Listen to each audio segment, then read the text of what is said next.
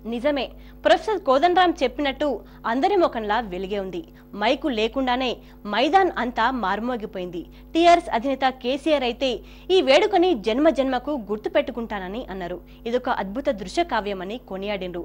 తోటి ఉద్యోగులు ఇంత గొప్ప వేడుక జరుపుకుంటుంటే సీఎం రోషయ్య కనీసం మెసేజ్ కూడా పంపకపోవడం దుర్మార్గమని ఆయన మండిపడ్డారు. కష్టపడి చరిత్రనంతా తలకెత్తుకుని తవ్విపోసిన విద్యుత్ ఉద్యోగులను కేసీఆర్ అభినందించిండ్రు.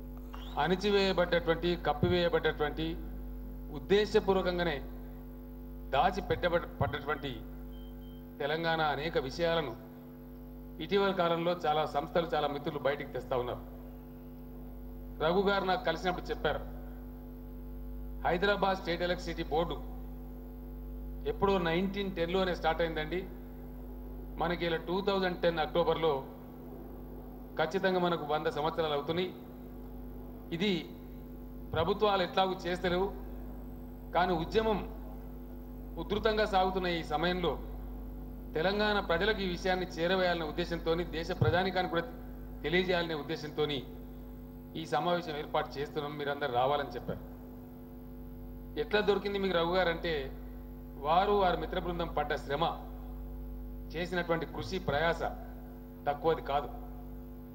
ఇక్కడ ఈ ప్రభుత్వం అందుబాటులో ఉంచిన డాక్యుమెంట్లను తమిళనాడు ప్రభుత్వం దగ్గర వాళ్ళ దగ్గర ఉంటే మెడ్రాస్ కూడా పోయి రీసెర్చ్ చేసి రకరకాలుగా పాపం తిప్పలవాడి ఇప్పుడు అక్కడ మనం చూసిన ఫోటోలు కానీ మీటర్లు కానీ ఆ విషయాలన్నీ కూడా సేకరించడంలో వాళ్ళు తీసుకున్న శ్రమ తక్కువ శ్రమ కాదు.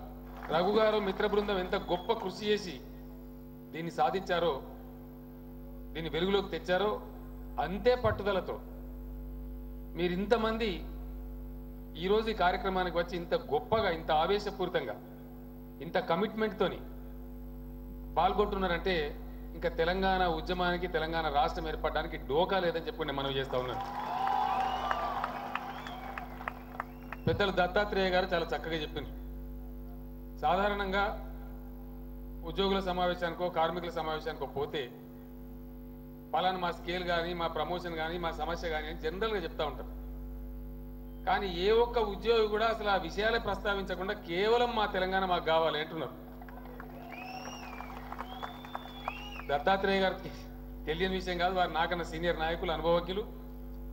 ఎందుకు అంటున్నది తెలంగాణ ఉద్యోగ లోకం ఈరోజు అంటే వాళ్ళకి తెలుసు, ఈరోజు ఏదో ఒక సమస్య అడిగినా, ఏదో ఒక పోరాటం చేసినా ఒకటో అరో సమస్యలు పరిష్కారం అవుతాయి తప్ప సమైక్య రాష్ట్రంలో ఉండే సతాయింపులకు ఏకైక ముగింపు తెలంగాణ రాష్ట్రం మాత్రమే. అది బాగా అర్థమైంది కాబట్టే, బాగా తెలిసింది కాబట్టే, మా సకల సమస్యలకు పరిష్కారం తెలంగాణ రాష్ట్రంలో ఉంది కాబట్టే ఇంకా అన్ని పక్కన పెట్టినాం, తెలంగాణ అడుగుతున్నామని చెప్పి యావత్తు తెలంగాణ సమాజం ఈరోజు అడుగుతా ఉంది. డిసెంబర్ 31 తర్వాత ఏమైతే అని కొందరు కంగారు పడుతున్నాను. ఏమైతుంది? గడబడైతుంది, గ్యారంటీ అయితే దానిలో ఎవరిని ఎవడు ఆగబట్టే పరిస్థితి లేదు. ఎందుకంటే అర్థం కానప్పుడు వేరు. 10 ఏళ్ల కింద కేసీఆర్ ఒక్కడే నా ఎంబడి పిడికెడు మంది. ఇలా కాషాయం వస్త్రం జెండా కప్పుకునే దత్తాత్రేయ గారు కేసీఆరే.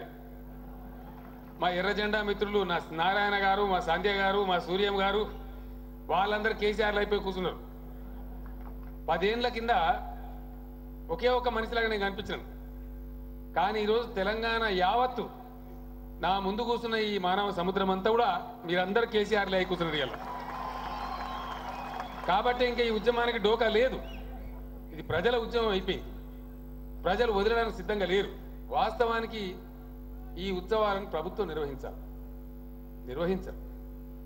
అయితే వాళ్ళకి సిగ్గు కూడా లేదు. బాధాకరం ఏంటంటే మనం నిర్వహిస్తుంటే ఈరోజు ఈ సమావేశానికి మీరు ఈ సంస్థ ఎండి అజయ్ జైన్ని పిలిచిండ్రు. ఇంకో దానికున్న ఏమిటి ఆయన పేరేంటి, విజయానందన్, ఇంకో ఐఏఎస్ ఆఫీసర్ ఉంటే ఆయనని పిలిచిండ్రు. ఇక మస్తు ఉన్నారు ఆచార్యులు. అట్లా వాళ్ళు వస్తామని చెప్పారు మార్నింగ్ సెషన్కు, రాలే. ఎందుకు రారండి? ఏం కారణం చేత రారు? ఎవరు ఆపిన మిమ్మలను? అంటే మీరు జరపరు, మీకు సిగ్గులేదు. కనీసం ఈ ప్రాంత ఉద్యోగులు, ఈ భూమి మీద పుట్టిన బిడ్డలు గర్వంగా మా చరిత్రను మేము సెలబ్రేట్ చేసుకుంటాం అంటే వచ్చి 4 మాటలు చెప్పే మంచి సంస్కారం కూడా మీకు లేదు. ఇంకెందుకు ఉండాలి తెలంగాణ, ఆంధ్రప్రదేశ్లో? దేనికోసం ఉండాలి? ఇంకా ఎవరి కోసం ఉండాలి?